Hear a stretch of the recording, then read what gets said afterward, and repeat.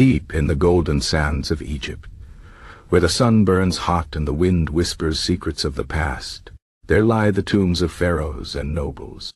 These tombs are not just resting places for the dead, they are gateways to another world, filled with treasure, mystery, and danger. For centuries, explorers and thieves have tried to steal from these tombs, but many who dared to disturb them paid a terrible price. The ancient Egyptians believed in powerful curses, words of warning carved into stone to protect the dead. Those who ignored these warnings often met strange and frightening fates. The most famous of these curses comes from the tomb of Tutankhamun, the young pharaoh, whose resting place was discovered nearly untouched in 1922. The man who found the tomb, Howard Carter, and his team uncovered treasures beyond imagination. Golden masks, jeweled statues, and chests filled with riches. But soon after, tragedy struck. Lord Carnarvon, the man who funded the expedition, died just months after entering the tomb. The cause was strange. A simple mosquito bite became infected, leading to fever and death. At the exact moment of his passing, the lights in Cairo mysteriously went out. His dog, back in England, howled and dropped dead at the same time. People began to whisper about the curse. Newspapers claimed that a warning was carved at the tomb's entrance. "I-day death shall come on swift wings to him who disturbs the peace of the king." Whether this was truly there or not, strange events kept happening.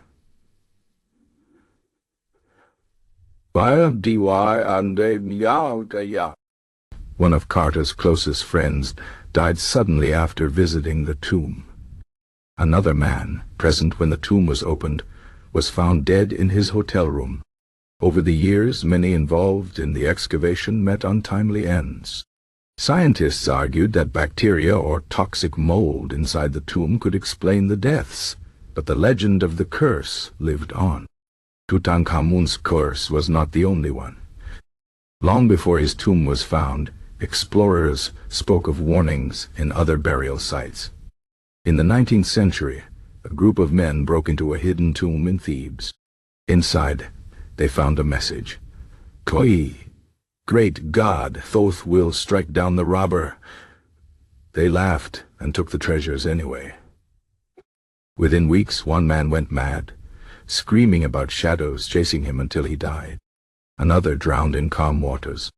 The last survivor, stricken with guilt, returned the stolen items, begging for forgiveness. Even those who did not steal but simply entered, without respect, faced misfortune.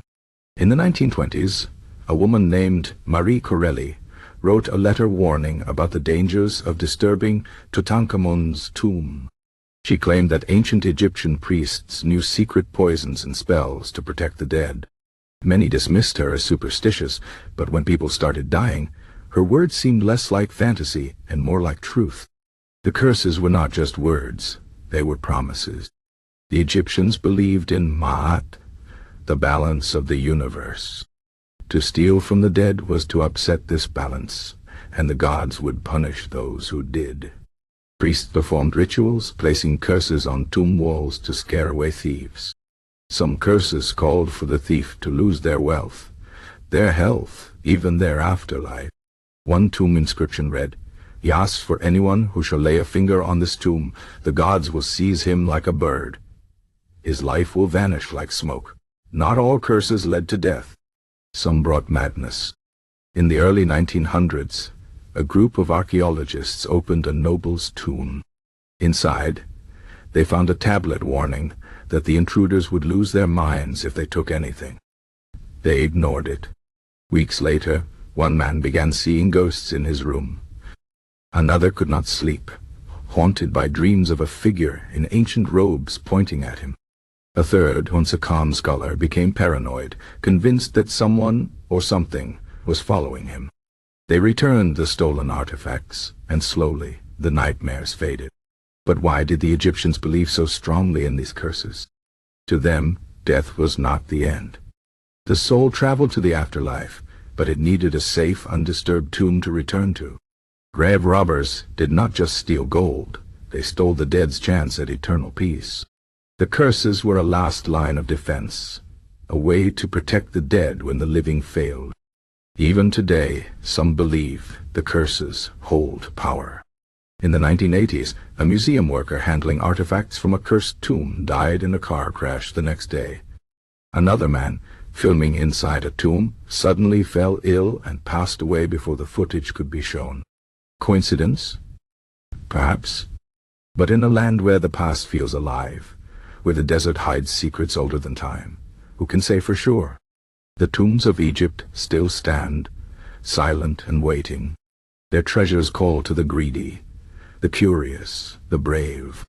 But the curses remain, etched into stone, warning all who enter, disturb the dead at your own peril.